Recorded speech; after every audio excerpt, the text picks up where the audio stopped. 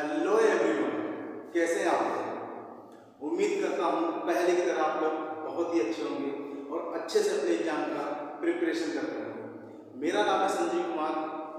मैं आज आप लोगों के सामने कुछ न्यूमेरिकल कराने जा रहा हूँ प्रीवियस टॉपिक पे जो मैंने पढ़ाया था, जैसे कि रेजिस्टेंस और रेजिस्टिविटी की जो रिलेशन था उस टॉपिक में कुछ न्यूमेरिकल हो गए। मैंने ड्रिफ्ट वेलोसिटी और करंट बीच में रिलेशन जो था उस पर एक न्यूमेरिकल करा दिया था कि ड्रिफ्ट वेलोसिटी कैसे निकालते हैं, अब कोई करंट वगैरह दिया होगा, है ना। तो चलिए शुरू करते हैं। आपका स्वागत है इस ब्यूटीफुल से चैनल आईआईटी वाला पे। चलिए शुरू करते हैं। कुछ न्यूमेरिकल जैसे कि छोटे छोटे न्यूमेरिकल कई बार पूछ लिए जाते हैं, जैसे कि आप जानते हैं आज है ना, ए फार्मूला में लिखाया था आपको, ठीक है ना। रो क्या होता है, जहाँ पे रेजिस्टिविटी होता है, एल क्या होता है, लेंथ ऑफ कंडक्टर होता है, और ए क्या होता है, क्रॉस सेक्शन एरिया होता है ना। सपोज दैट एक कंडक्टर है ना, एक कंडक्टर है जिसकी रेजिस्टिविटी दी गई है रो, है ना, और इसका लेंथ दिया गया है मान लीजिए एल, और इसका क्रॉस सेक्शन एरिया दिया गया है ए दिया गया है ना। अच्छा, कई बार इस पे न्यूमेरिकल ऐसे पूछ लिया जाता है, कहा जाता है कि वायर को स्ट्रेच कर दिया गया है, वायर को स्ट्रेच करके इसका लेंथ 2 टाइम्स कर दिया गया है, वायर को कंप्रेस करके इसका लेंथ हाफ टाइम कर दिया गया है ना। तो बताइए फाइनल रेजिस्टेंस क्या होगा, है ना। जब ऐसा कुछ टाइप का सवाल आए तो देखिए हम किस तरीके से इसको सॉल्व करते हैं, है ना। मान लीजिए आपके न्यूमेरिकल का कहता है, ठीक है ना, कहता है कि एक वायर था जिसका रेजिस्टिविटी रो था, लेंथ एल था और एरिया ए था, ठीक है ना। इसको स्ट्रेच करके इसका लेंथ 2 टाइम्स कर दिया गया, है ना।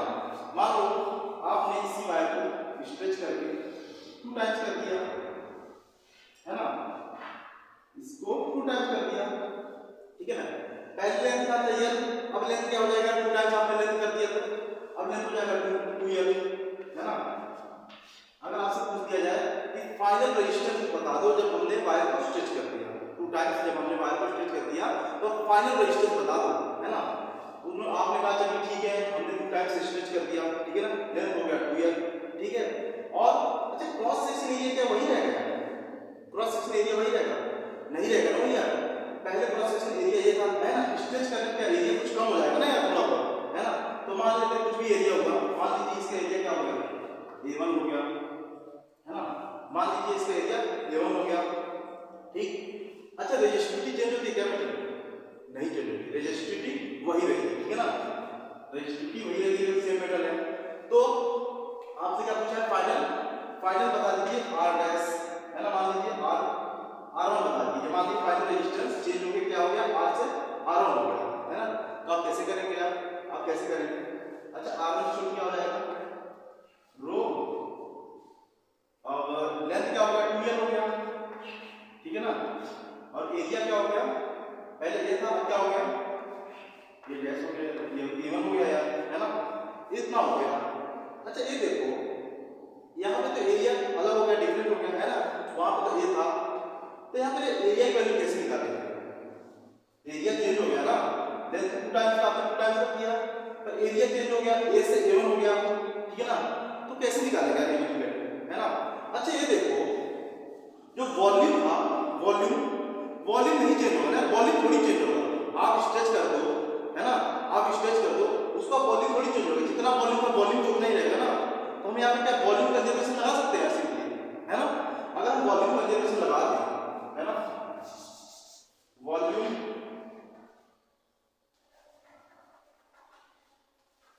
कंजर्वेशन, अगर वॉल्यूम कंजर्वेशन लगा दें तो क्या रहेगा, जो इनिशियल का वॉल्यूम मान लो v था और फाइनल वॉल्यूम मान लो v1 था, है ना, v तो v1 रहेगा।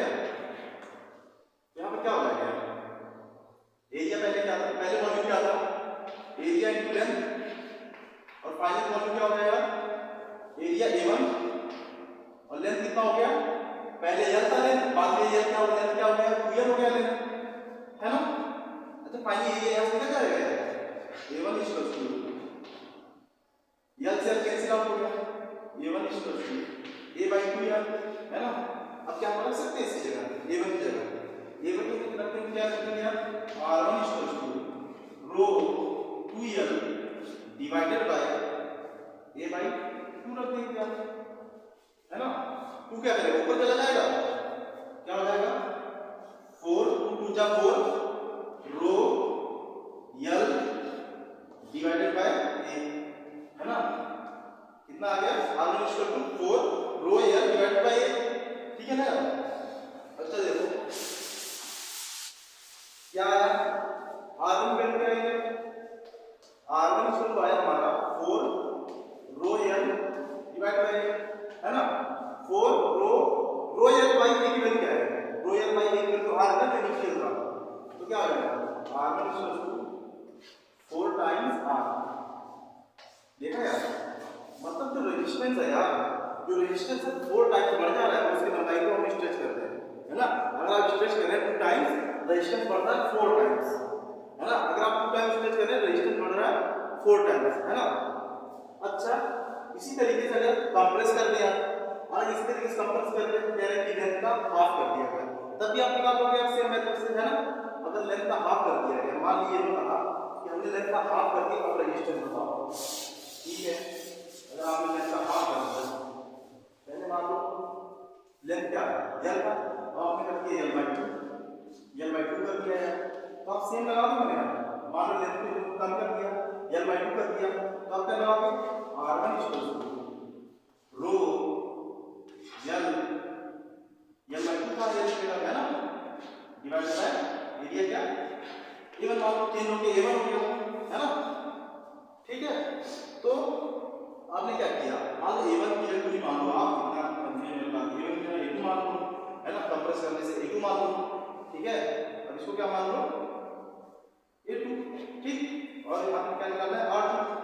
अब अगर आप निकालोगे a2 यहां से, फिर से वॉल्यूम का डेरिवेशन लगा देंगे यार, है ना, फिर से वॉल्यूम का डेरिवेशन लगा देंगे तो क्या आएगा area into length, area into length equal to area into length l/2, यहां से l से कैंसिल हो जाएगा, और a2 इक्वल टू क्या आ जाएगा, a2 इक्वल टू आ जाएगा 2 टाइम्स एरिया आ जाएगा, आ जाएगी। यहां पे a2 वैल्यू पुट कर देंगे सिंपली, अगर a2 वैल्यू पुट कर दी यहां पे a1 डिवाइडेड बाय 2, यहां पे a2 वैल्यू आ जाएगी 2a into 2a equal to आ जाएगा रो l डिवाइडेड बाय 4a, है ना। मतलब r2 वैल्यू क्या आ गई, r2 वैल्यू आ गई, r2 की वैल्यू आ गई 1/4 रो l divided by area, simply है ना। अच्छा आप देखो रो l डिवाइडेड बाय ए की वैल्यू क्या है r है ना, मतलब r2 क्या हो जाता है, कंप्रेस करने पे 1/4 टाइम्स हो जा रहा है, ठीक है ना। जब लेंथ को डबल कर रहे थे तो रेजिस्टेंस 4 टाइम्स हो जा रहा था, जब लेंथ को हाफ कर दे रहे हैं तो रेजिस्टेंस 1/4 टाइम्स हो जा रहा है, समझ रहे कि नहीं है ना। मतलब कि वायर का लेंथ बढ़ा दो, सिंपली अगर आपको पता होना चाहिए, जब यहां से r प्रोपोर्शनल या डायरेक्टली दिख रहा है, अगर आप सिर्फ लेंथ बढ़ा ही रहे हो तो रेजिस्टेंस सिंपल सी बात है बढ़ेगा ना यार, लेंथ आप बढ़ा रहे हो, लेंथ अगर आप बढ़ाओगे तो रेजिस्टेंस सिंपल सी बात है बढ़ेगा, है ना। अगर आप लेंथ को घटाओगे तो रेजिस्टेंस भी घटेगा यार, अगर लेंथ को हाफ को सॉरी अगर आप लेंथ को घटाओगे तो रेजिस्टेंस भी घटेगा, ठीक है ना। लेंथ को घटाओगे तो रेजिस्टेंस भी घटेगा, देखिए आपने 1/2 कर दिया लेंथ का तो रेजिस्टेंस भी 1/4 हो गया, है ना, सिंपल सा था यार, ठीक है। देखो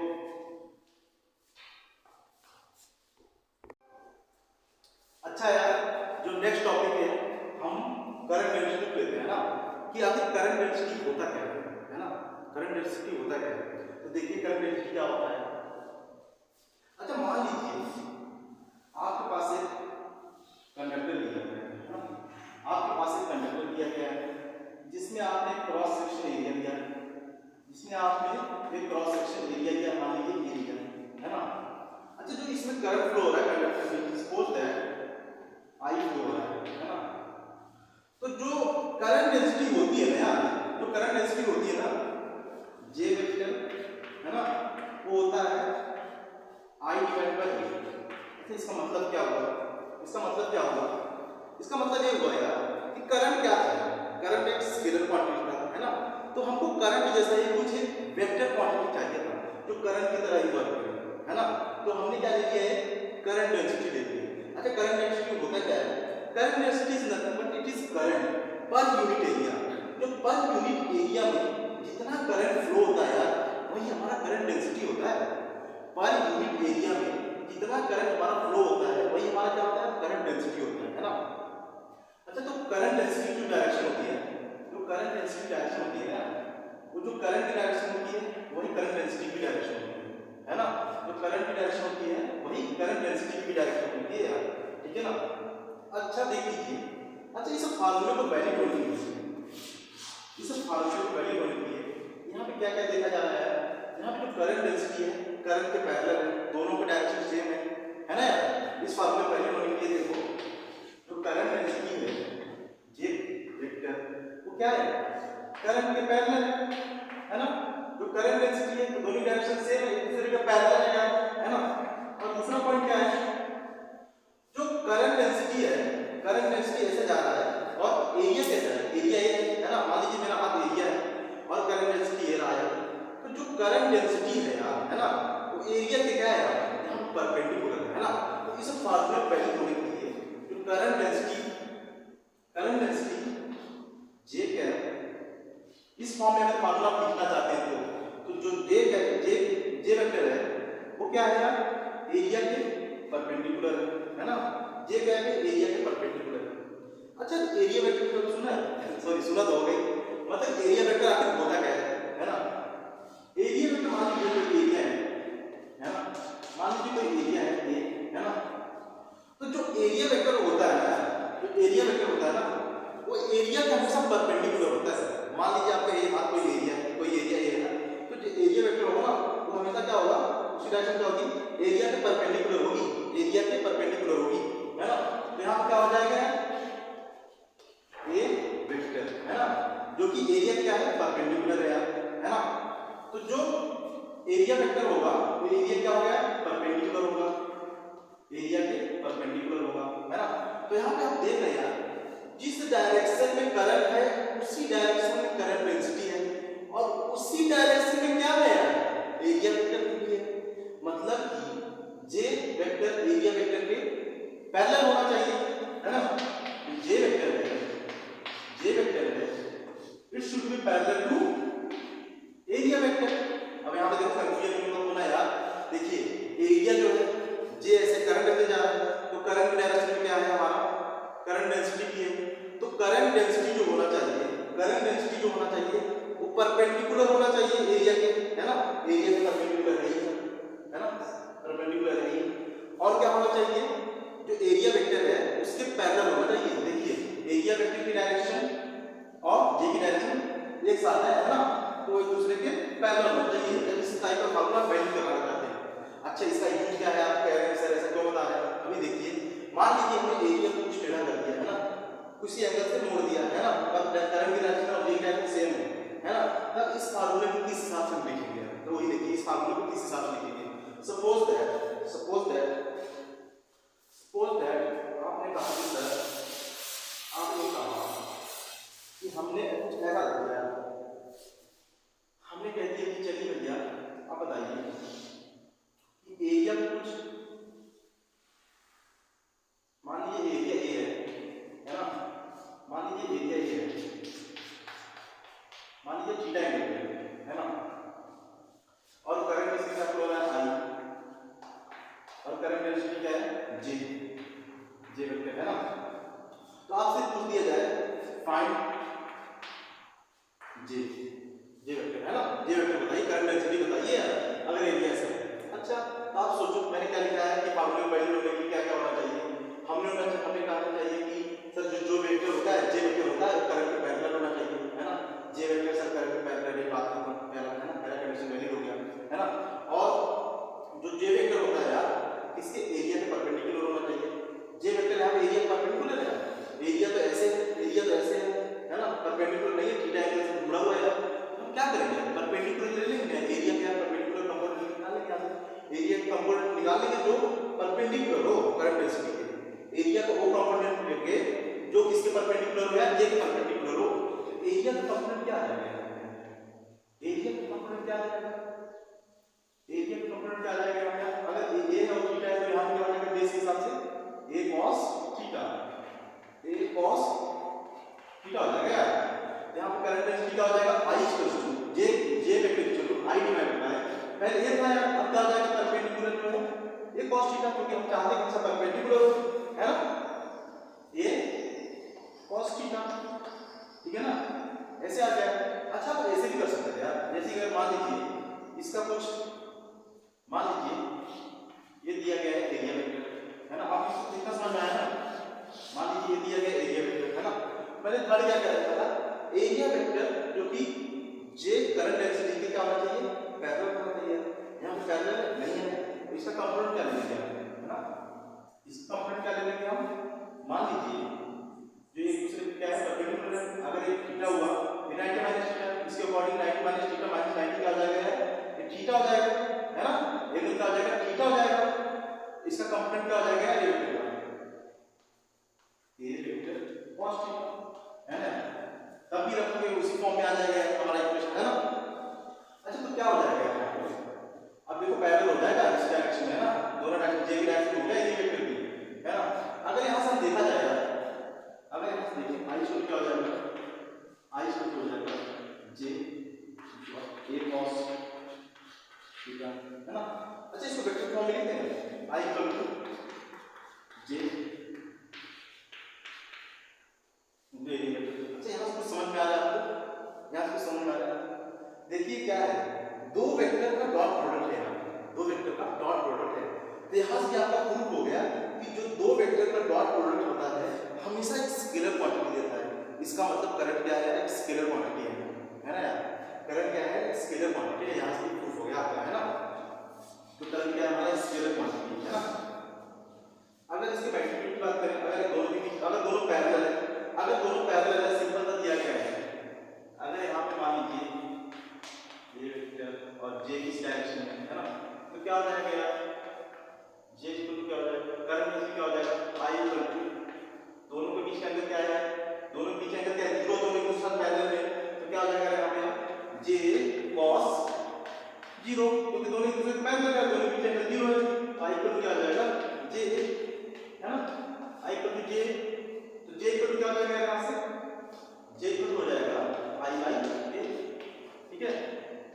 अच्छा अगर यूनिट की बात करें तो आई यूनिट क्या हो जाएगी, एम्पियर करंट की, है ना, और इसकी क्या हो जाएगी मीटर स्क्वायर, तो यूनिट क्या हो जाएगी ampere per metre square, simply, है ना, ऐसा कर सकते हैं यार, है ना, न्यूमेरिकल दे सकता है यार, है ना, कुछ भी दे दिया जाए, एरिया की वैल्यू दे दे रहा है ना, करंट दे दे रहा है 5 एम्पियर 6 एम्पियर का फ्लो हो रहा है, कुछ कंपोनेंट के फॉर्म में दे देगा, थीटा एंगल मोड़ मार देगा, है ना, तो आपको क्या करना है कि ये वाला जीरो कंडीशन वैलिड कराना है ना, अगर ये जीरो कंडीशन वैलिड हो रही है इनमें से, है ना, तो मान लीजिए ये वैलिड हो रहा है या तो ये वैलिड हो रहा है ना, अगर ये वैलिड हो रहा है, ठीक है ना, तो क्या करना है आपको इस फॉर्म में कन्वर्ट कर लेना है, इसको वैलिड करा के, है ना, ऐसा वैलिड होना चाहिए तभी एक फॉर्मूला निकाल सकते हैं, है ना, ठीक है ना, मतलब कि यहाँ क्या होना चाहिए, जे वेक्टर एरिया के परपेंडिकुलर हो या तो एरिया वेक्टर के पैरेलल, है ना, और क्या हो जे करंट के पैरेलल हो, ठीक है ना, इसको यार वैल्यू करा के निकाल सकते हैं बड़े आराम से, यार करंट डेंसिटी अगर दे दिया जाए हमसे, है ना।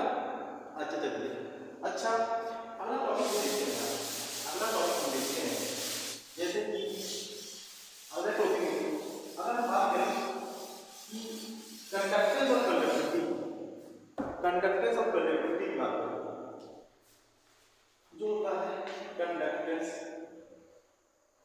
कंडक्टेंस इसको जी से डिनोट करते हैं, जी से, है ना, तो जी इक्वल होता है 1 डिवाइडेड बाय रेजिस्टेंस होता है ना, और जो कंडक्टिविटी होता है, कंडक्टिविटी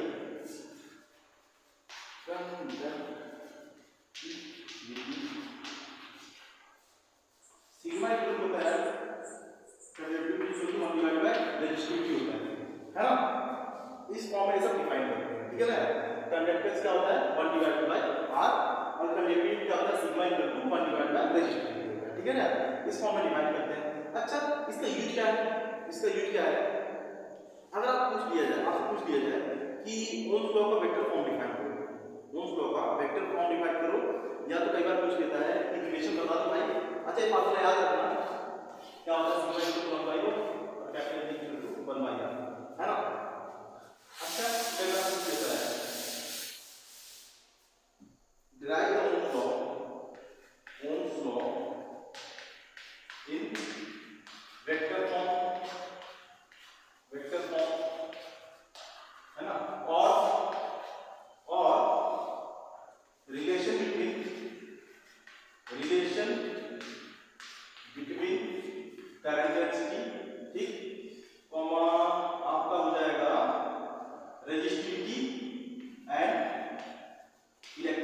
है ना।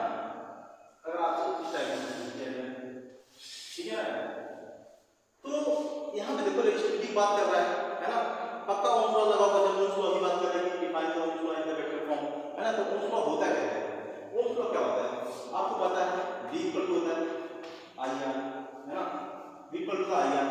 अच्छा यहाँ पे रजिस्टिविटी दिया है तो पक्का R को रजिस्टिविटी की टर्म में लिखा हुआ है, R को रजिस्टिविटी की टर्म में लिखा हुआ है। तो हम जानते हैं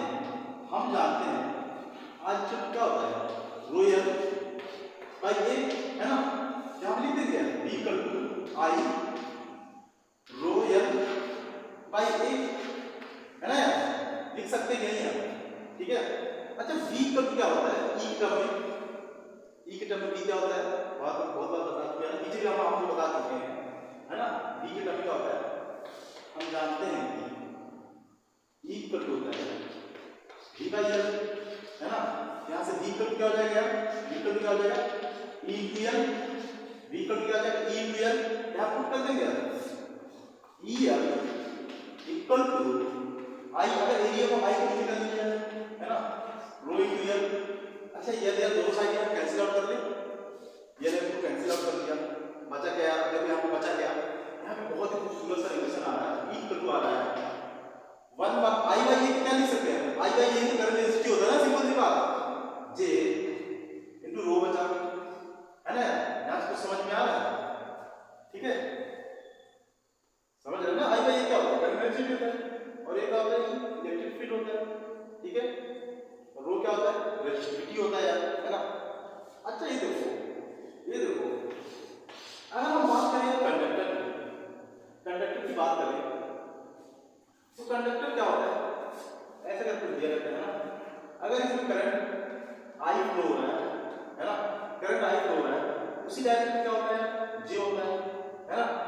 अगर आपने इसमें करंट I फ्लो कराना है तो इलेक्ट्रिक फील्ड प्रोड्यूस कराना पड़ेगा, है ना, इलेक्ट्रिक फील्ड लगाना पड़ेगा। तो इलेक्ट्रिक फील्ड की जो डायरेक्शन होती थी वही करंट की डायरेक्शन होती थी, और इलेक्ट्रॉन की अपोजिट डायरेक्शन होती थी, है ना। तो E की डायरेक्शन ये दी है ना। अच्छा अगर दोनों की डायरेक्शन सेम है तो हम क्या लिख सकते हैं, E vector equals to J vector into rho लिख सकते हैं सिंपली, है ना, लिख सकते हैं नहीं है, E vector equal to J vector into rho, है ना। अच्छा यही जो होता है ओम्स लॉ होता है, ओम्स लॉ इन वेक्टर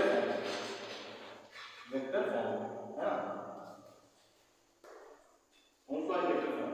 अच्छा क्यों Ohm's law in vector form कहते हैं, ओम्स लॉ होता क्या है V इक्वल टू IR, है ना। अगर देखा जाए V क्या है, V की जगह क्या आ गया इलेक्ट्रिक फील्ड आ गया, है ना, करंट की जगह क्या आ गया करंट डेंसिटी आ गया, और रेजिस्टेंस की जगह क्या आ गया रेजिस्टिविटी आ गया, है ना। ओम्स लॉ के जैसा ही तो है, तो ये क्या होता है वेक्टर फॉर्म का ओम्स लॉ होता है, Ohm's law in vector form होता है ना। अच्छा यहाँ से देखो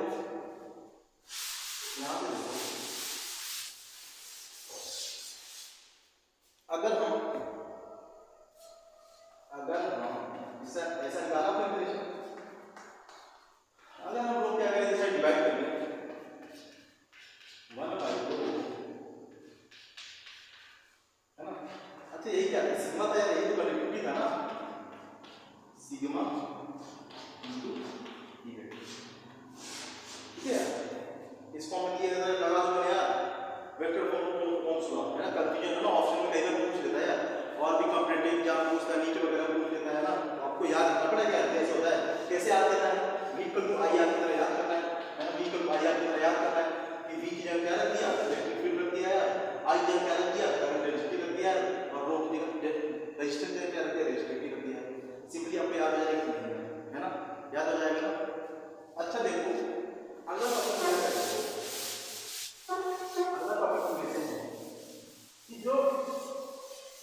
जो टेम्परेचर होता है यार, जो टेम्परेचर होता है वो रेजिस्टिविटी पे कैसे इफेक्ट करता है, रेजिस्टेंस और रेजिस्टिविटी पे अपना इफेक्ट कैसे डालता है, कि टेम्परेचर को बढ़ा दिया घटा दिया तो रेजिस्टेंस और रेजिस्टिविटी में क्या फर्क पड़ता है ना, उसको देखते हैं। जैसे कि कई बार देखते हैं ना आप लोग टेम्परेचर को वेरी कराने पर रेजिस्टेंस वेरी कर जाता है। अगर आपने लैब में एक्सपेरिमेंट किया होगा तो, अगर नहीं किया होगा तो आप करेंगे, इंजीनियरिंग में जाकर आप लोग करेंगे ना, जैसे इंजीनियरिंग में गए वहाँ पे करने को मिलता है, पहले साल आप जाएंगे ना फर्स्ट ईयर में फर्स्ट सेमेस्टर में, वहाँ पे आपको बहुत सारे एक्सपेरिमेंट करने को मिलेंगे, है ना, ओम्स लॉ वेरीफाई करने को मिलेगा, मीटर भी मिलेगा, है ना, पोटेंशियोमीटर मिलेगा, सारे एक्सपेरिमेंट आपको करने मिलेंगे, बहुत ही मजा आएगा आपको करने में, है ना। अच्छा देख रहे हैं, अच्छा अगला टॉपिक देख लीजिए कि इफेक्ट ऑफ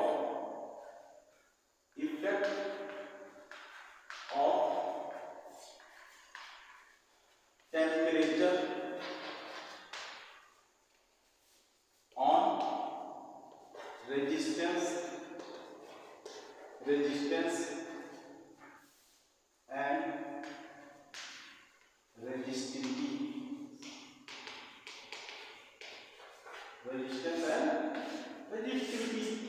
अच्छा ठीक है, देख लो।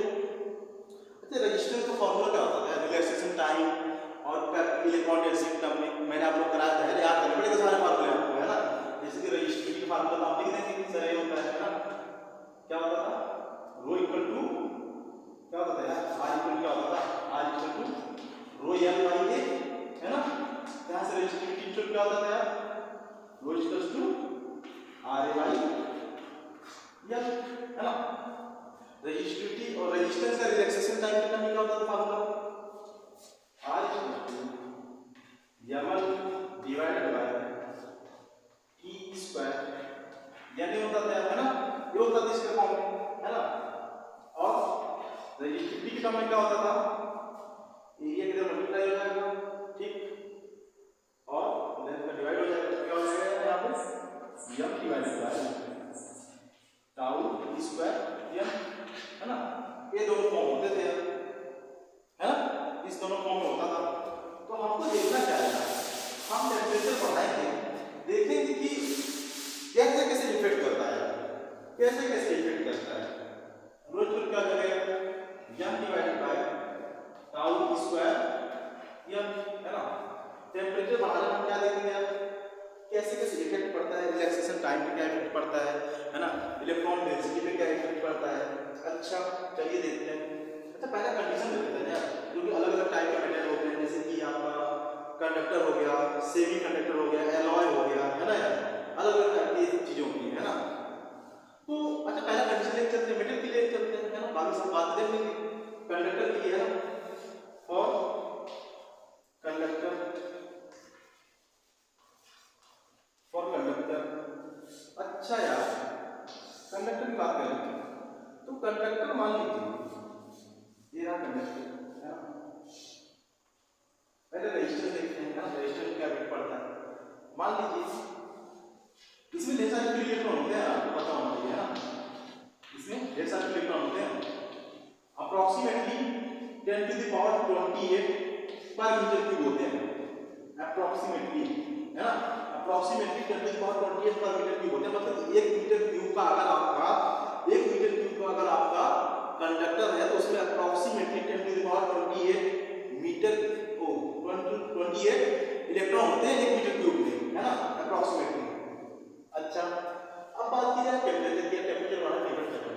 मान लीजिए अच्छा यहाँ पे देखो, अच्छा जो मास होता है, जो लेंथ होता है और एरिया होता है ना, इतना ज्यादा डोमिनेट नहीं होंगे, है ना, इतना ज्यादा डोमिनेट नहीं होंगे इसलिए रेजिस्टेंस रखने में से, है ना। यहाँ पे हल्का सा टेम्परेचर बढ़ाएं तो ठीक है ना।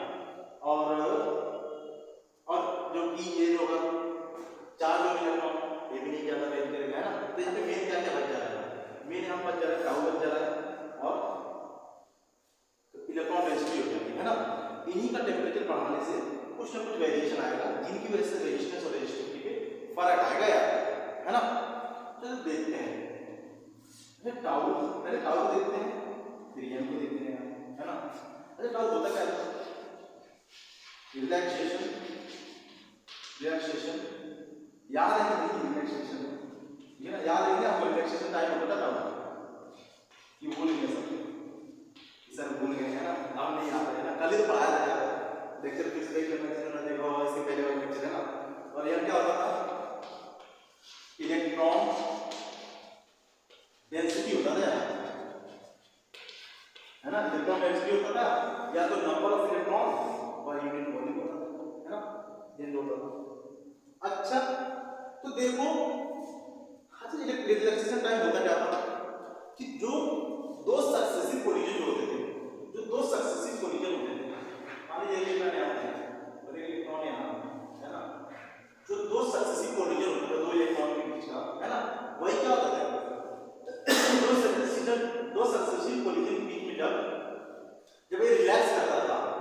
जब इलेक्ट्रॉन रिलैक्स करता था यहाँ से टाइम पहले यार रिलैक्स रहता है ना बीच में यार, उसी क्या कहते थे रिलैक्सेशन टाइम कहते थे, उसी क्या कहते थे रिलैक्सेशन टाइम कहते थे है ना।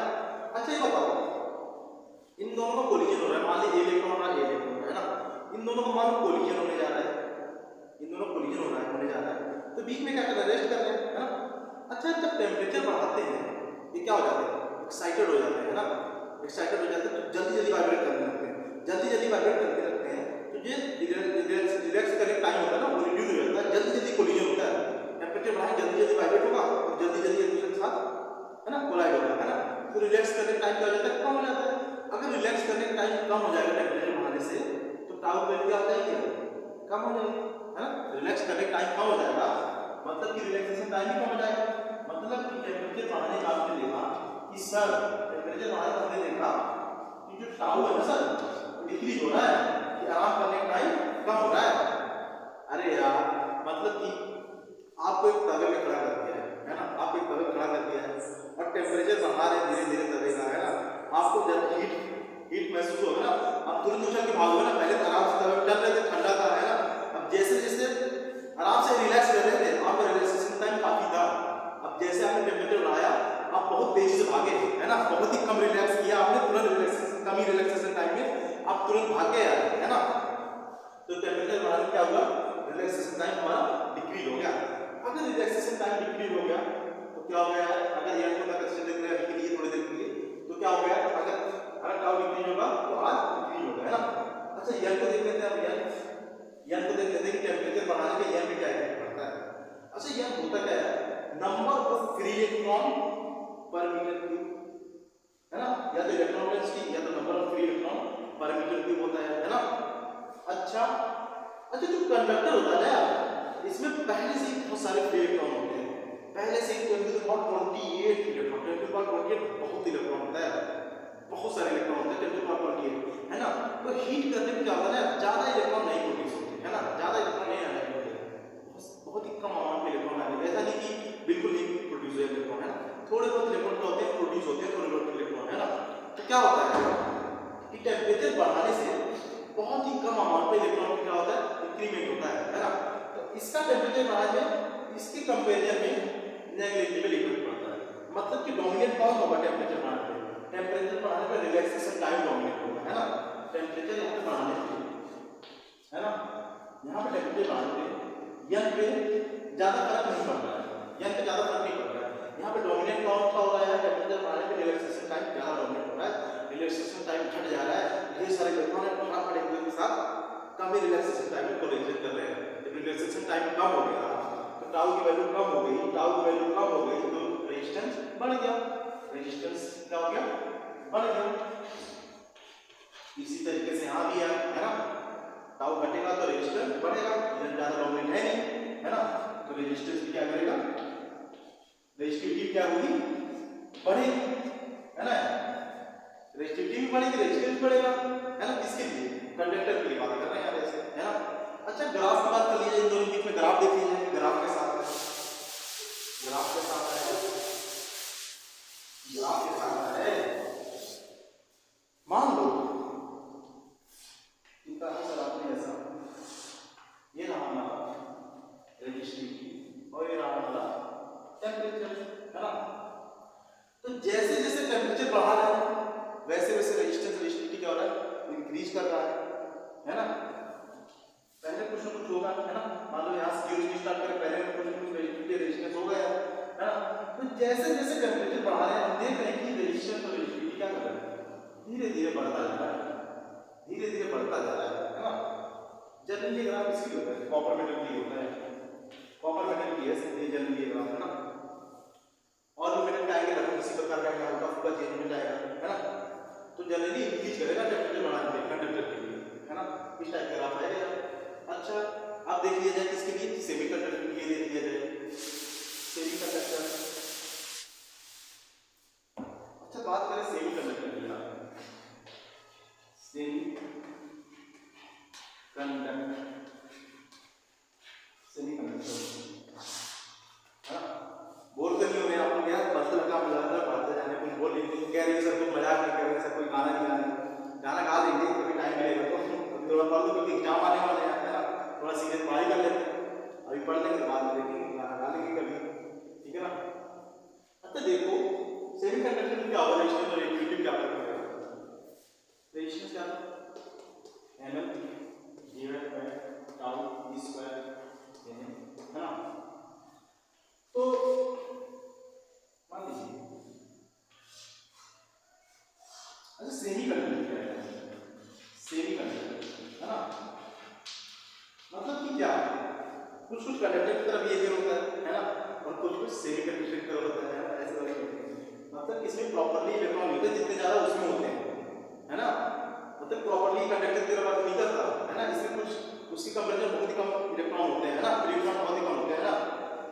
तो इसमें क्या करते हैं, सेमीकंडक्टर में क्या करते हैं, अगर टेम्परेचर को इंक्रीज करते हैं तो इलेक्ट्रॉन क्या है बहुत ही कम है ना, टेम्परेचर को इंक्रीज करने में क्या होगा, इलेक्ट्रॉन प्रोड्यूस होंगे, है ना, आयनाइज होने के बाद क्या होगा, इलेक्ट्रॉन प्रोड्यूस होंगे, तो नंबर ऑफ इलेक्ट्रॉन क्या है बहुत तेजी से बढ़ेंगे, नंबर ऑफ इलेक्ट्रॉन बहुत तेजी से बढ़ेंगे, क्योंकि मेटल के कंपेरिजन में इसमें कम इलेक्ट्रॉन होते हैं, है ना। तो टेम्परेचर जैसे बढ़ाएंगे तो टेम्परेचर जैसे बढ़ाएंगे हमने देखा कि जो नंबर ऑफ इलेक्ट्रॉन है बहुत तेज से बढ़ता है, क्योंकि पहले से बहुत कम इलेक्ट्रॉन होते हैं, है ना। अब मेटल का आयनाइज हो रहा है ना, आयनाइज होने के बाद क्या हो रहा है, इलेक्ट्रॉन ढेर सारे प्रोड्यूस हो रहे हैं, तो यह क्या करेगा बहुत तेजी से बढ़ेगा, यह क्या करेगा बहुत तेजी से बढ़ेगा। इसके कंपेरिजन में देखा जाए अगर टाउ की बात करें रिलैक्सेशन टाइम की, तो इतने ज्यादा नंबर ऑफ इलेक्ट्रॉन होते नहीं है, इतने ज्यादा नंबर ऑफ इलेक्ट्रॉन होते नहीं, इनका रिलैक्सेशन टाइम हम ज्यादा देखेंगे क्योंकि नंबर ऑफ इलेक्ट्रॉन का असल में बहुत कम है ना। तो जैसे टेम्परेचर बढ़ाएंगे नंबर ऑफ इलेक्ट्रॉन क्या करेगा बहुत तेजी से बढ़ेगा, है ना। तो पहले इलेक्ट्रॉन कम थे तो कोलिजन में इतना ज्यादा ध्यान नहीं दे रहे थे, है ना, रिलैक्सेशन टाइम पे इतना ज्यादा ध्यान नहीं दे रहे थे, तो रिलैक्सेशन टाइम के कंपेरिजन में जो नंबर ऑफ इलेक्ट्रॉन जो बढ़ रहा है ना वो ज्यादा डोमिनेट कर रहा है, मतलब रिलैक्सेशन टाइम पे भी कुछ ना कुछ फर्क पड़ रहा है, और उसके कंपेरिजन में ज्यादा डोमिनेट कौन सा कर रहा है, नंबर ऑफ इलेक्ट्रॉन कर रहा है। सेमीकंडक्टर में क्या होगा, जैसे ही टेम्परेचर बढ़ाएंगे नंबर ऑफ इलेक्ट्रॉन बहुत ही तेजी से बढ़ेगा, है ना। जब नंबर ऑफ इलेक्ट्रॉन बढ़ेगा तो रेजिस्टिविटी क्या होगी यार, जैसे जैसे टेम्परेचर बढ़ाएंगे रेजिस्टिविटी सॉरी यन क्या करेगा बढ़ेगा, और यन बढ़ेगा तो रेजिस्टिविटी क्या करेगी डिक्रीज करेगी यार, रेजिस्टिविटी क्या करेगी डिक्रीज करेगी, है ना, और रेजिस्टेंस क्या करेगा डिक्रीज करेगा, है ना, सिंपल सा।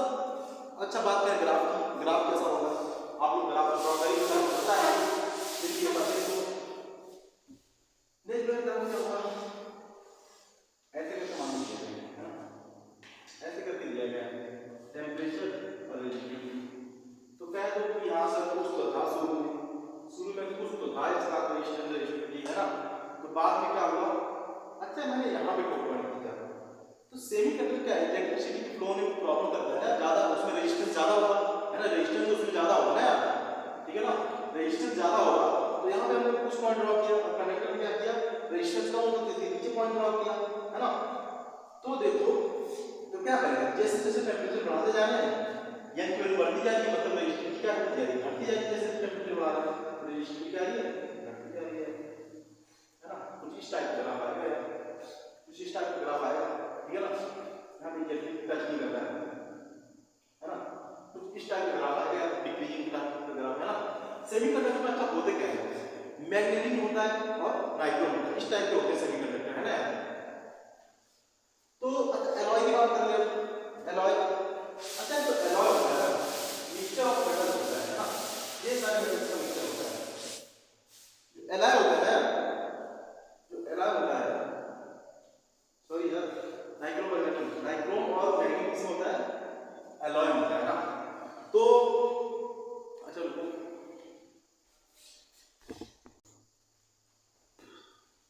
कैमरा थोड़ा गड़बड़ होता है, अच्छा देखो तो जो एलॉय होते हैं ना, एलॉय एलॉय में कैसे वेरिएशन होते हैं,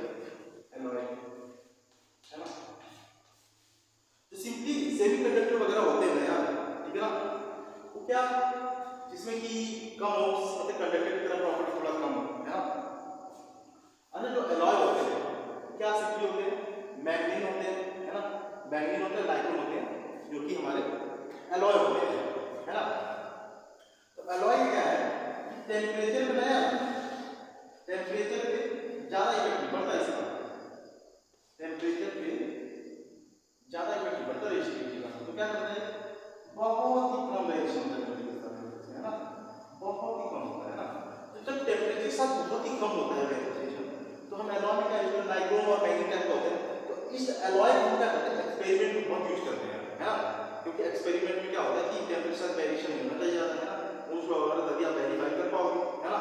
तो ज़्यादातर क्या करते हैं, एलॉय का यूज करते हैं वहाँ पे, है ना। अच्छा अच्छा अच्छा इफेक्ट ऑफ टेम्परेचर देखिएगा, इफेक्ट ऑफ टेम्परेचर देखिएगा। अगर हम बात करें कि वेरिएशन ऑफ टेम्परेचर, कि टेम्परेचर किस तरीके से वेरी कर रहा है ना यार, टेम्परेचर हमारा किस तरीके से वेरी कर रहा है, टेम्परेचर हमारा किस तरीके से वेरी कर रहा है, कि टेम्परेचर वेरिएशन, टेम्परेचर, ठीक है ना, टेम्परेचर वेरिएशन,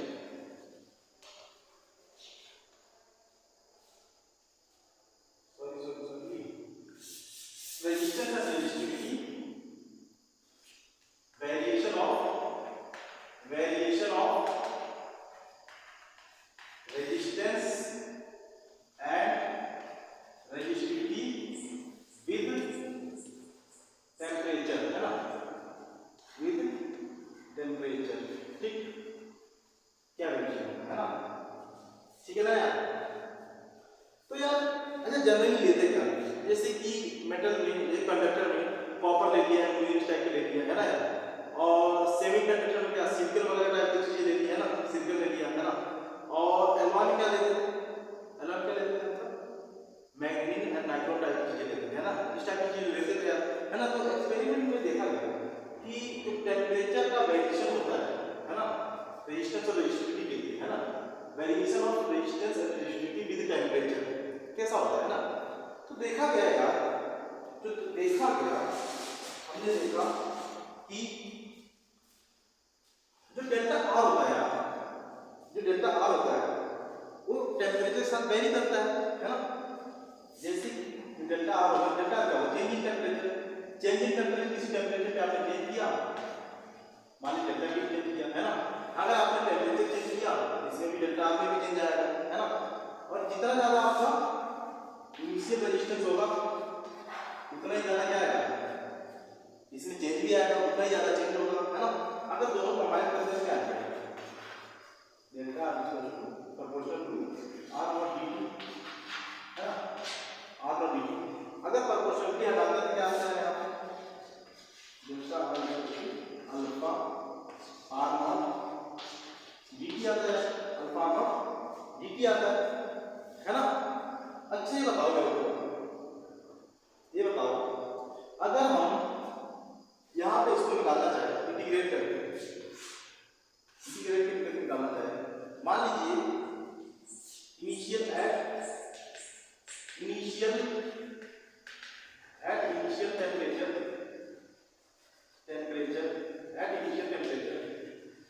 टेम्परेचर में क्या था, मान लीजिए टी नॉट पे आर कितना था, आर नॉट, है ना। इनिशियल टेम्परेचर मान लीजिए रूम टेम्परेचर हो गया, है ना, या तो कोई भी शुरू इनिशियल कोई भी टेम्परेचर, है ना, और final temperature at final temperature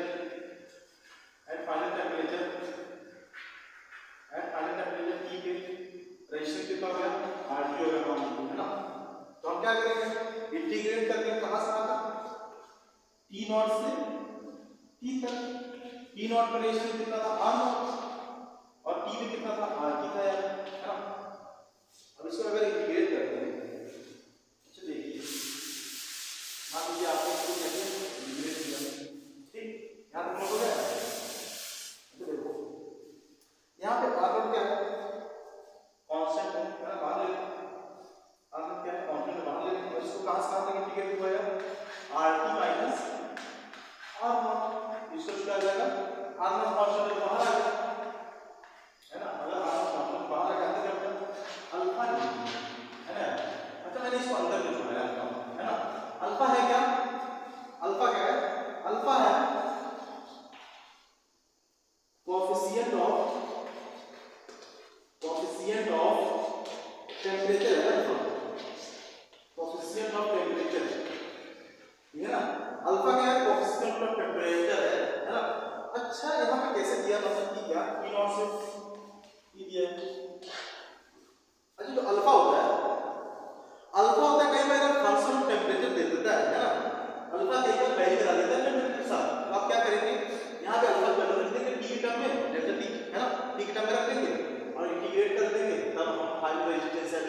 formula निकाल लेंगे है ना। ये फार्मूला कब भी कब वैलिड है, जब alpha is the function of temperature है ना, फंक्शन ऑफ टेम्परेचर हो तो यहाँ पे फंक्शन ऑफ टेम्परेचर वैल्यू रखेंगे और dt इंटीग्रेट करके निकाल देंगे या कोई फाइनल रेजिस्टेंस वगैरह निकालना हो है ना। अच्छा अगर बात करें, अगर आप बात करें if alpha is constant, if alpha is constant तब क्या हो जाएगा, RT minus R not equal to R not, alpha बाहर आ जाएगा, अल्फा बाहर हो जाएगा और इसका इंटीग्रेशन क्या हो जाएगा, डेल्टा टी का t हो जाएगा और t का फाइनल और इनिशियल क्या आ जाएगा, final limit t minus initial t not ना। यहाँ से आ जाएगा RT क्यों क्या हो जाएगा, R नॉट उधर चला जाएगा, R नॉट उधर चला जाएगा plus R not alpha t minus t not हो गया ना। अच्छा R नॉट आप लोग दोनों में कॉमन ले लें, R नॉट आप लोग दोनों में कॉमन ले लें है ना। अगर कॉमन लिया तो क्या आ जाएगा यहाँ से, RT R नॉट ब्रैकेट में 1 plus alpha t minus t not है ना, alpha t minus t not ये रहा फाइनल फार्मूला है। अच्छा इसमें अगर हमें टेम्परेचर कोएफिशिएंट दिया है ना, अगर हमें टेम्परेचर कोएफिशिएंट दिया है और फाइनल टेम्परेचर दिया है और इनिशियल टेम्परेचर दिया है और इनिशियल रेजिस्टेंस दिया है, तो फाइनल टेम्परेचर पे क्या हमें फाइनल रेजिस्टेंस की वैल्यू बता सकते हैं, ऑफ कोर्स यार क्यों नहीं बता सकते है ना, सिंपली हम बता सकते हैं है ना। तो समझिए ना अच्छा अच्छा यहाँ तक हो गया। अच्छा अगर यूनिट की बात करें, अल्फा की यूनिट का, अल्फा की यूनिट बात करें यहाँ पे अगर देखें तो रेजिस्टेंस से रेजिस्टेंस की यूनिट कैंसिल आउट हो जाती है ना, इसके साथ क्या बचा अल्फा इन डेल्टा टी बचा, तो डेल्टा टी इसका क्या हो जाएगा 1 बाय डेल्टा टी और 1 बाय डेल्टा टी की क्या होगी यूनिट, क्या होगी डिग्री सेंटीग्रेड इनवर्स है यार, delta T 1 by delta T, तो यूनिट ऑफ अल्फा क्या हो जाएगा, यूनिट ऑफ अल्फा मतलब टेम्परेचर कांस्टेंट क्या हो जाएगा डिग्री सेंटीग्रेड इनवर्स ना, हो जाएगी आपके अल्फा की यूनिट। अच्छा बच्चों देखो अगर कोई न्यूमेरिकल दे दिया जैसे है ना, न्यूमेरिकल किस टाइप से पूछते हैं, किस टाइप के न्यूमेरिकल पूछता है वो भी देख लेते हैं है ना, किस टाइप के न्यूमेरिकल पूछता है आपसे कहते हैं ऐसे जवाब बताओगे जवाब देखो यार।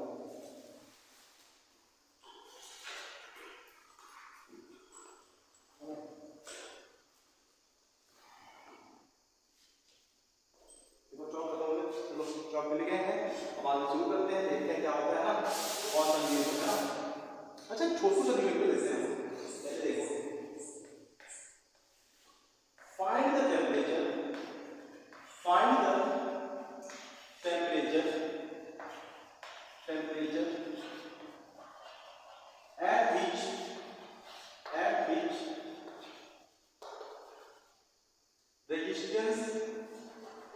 resistance of copper metal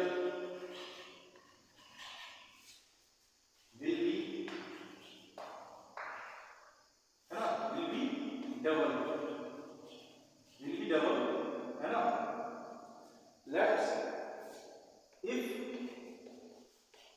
initial temperature if initial temperature of copper metal is 0 degree centigrade है ना, तो इसे टेम्परेचर 0 डिग्री सेंटीग्रेड दिया है ना, एंड अल्फा मतलब जो अल्फा क्या है टेम्परेचर है, टेम्परेचर ऑक्सीजन है ना, तो ऑक्सीजन टेम्परेचर अल्फा क्या दिया है 10⁻³ डिग्री सेंटीग्रेड है ना। तो पूछ रहा है किस टेम्परेचर पे eight which temperature find the temperature at which resistance of the copper metal will be double है ना, if the initial temperature of copper metal is 0 degree centigrade है ना, और अल्फा क्या दिया 10⁻³ है ना, तो फाइनल रेजिस्टेंस फाइंड करना है ना, क्या फाइंड करना है टेम्परेचर फाइंड करना है ना, टेम्परेचर फाइंड करना है जहां पे रेजिस्टेंस ऑफ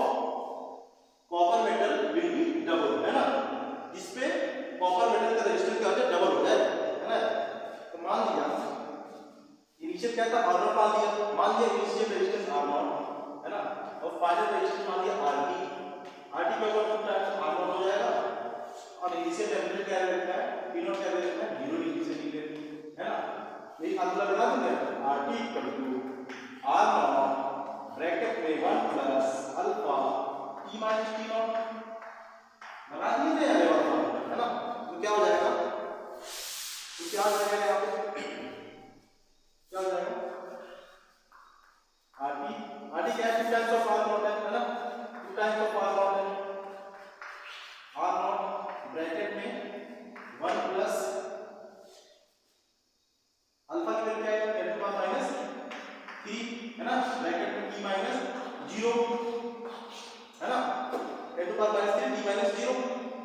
अच्छा देखो R0 से R0 कैंसिल आउट, क्या बचा 2 = 1 minus 10 to power minus 3 t 1 क्या करेगा प्लस है, सॉरी यहाँ प्लस है ना, 1 क्या करेगा माइनस हो जाएगा, तो 2 माइनस 1 2 आ है ना, 10 टू पावर माइनस 3 t, तो 10 टू पावर माइनस 3 क्या जाएगा 1 / 10 टू पावर माइनस 3 ऊपर जाके प्लस हो जाएगा, 10 टू पावर 3 आ गया है ना, 10 टू पावर 3 का होता है 1000, मतलब कि 1000 डिग्री सेंटीग्रेड पे इसका टेंपरेचर क्या हो जा रहा है डबल हो जा रहा है, फाइनल आंसर क्या है 1000 डिग्री सेंटीग्रेड है ना। अच्छा और न्यूमेरिकल देखो तो इसी प्रकार है ना, और न्यूमेरिकल देखो जैसे कि कह दिया जाए, जैसे कह रहा है कि at temperature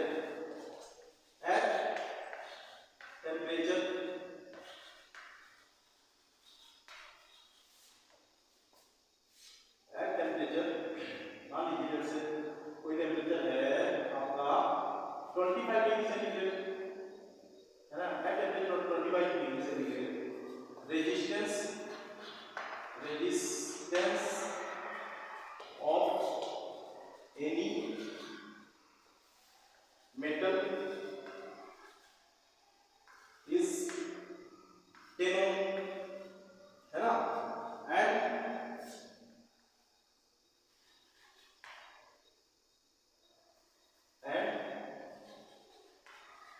temperature coefficient of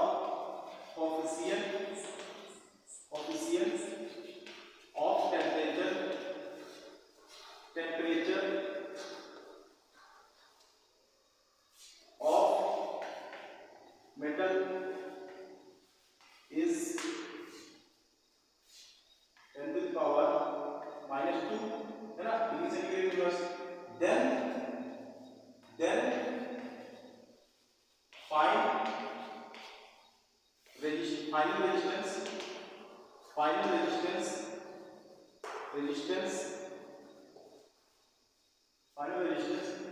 when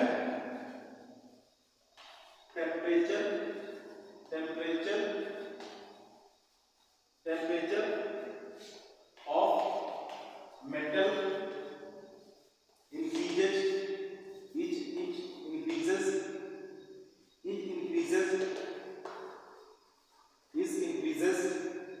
कितना 100 डिग्री सेंटीग्रेड इंक्रीज किया गया, तो बता दीजिए फाइंड द फाइनल रेजिस्टेंस है ना when the temperature of the metal is increases 100, ठीक है ना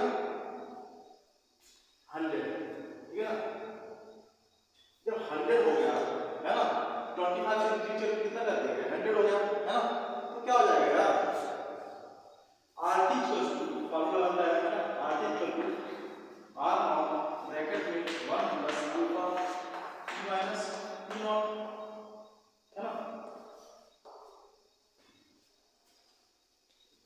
तो फाइनल रेजिस्टेंस क्या है R0 कितना दिया गया है, R0 कितना दिया गया है, R0 दिया गया है 10 ओम है ना, इनिशियल टेंपरेचर T0 कितना दिया गया है, T0 दिया गया है अपन 25, ठीक है ना, और फाइनल टेंपरेचर क्या दिया गया है when the temperature of the metal is, अच्छा फाइंड द टेंपरेचर पूछा है, फाइंड द टेंपरेचर पूछा when the temperature of the metal is at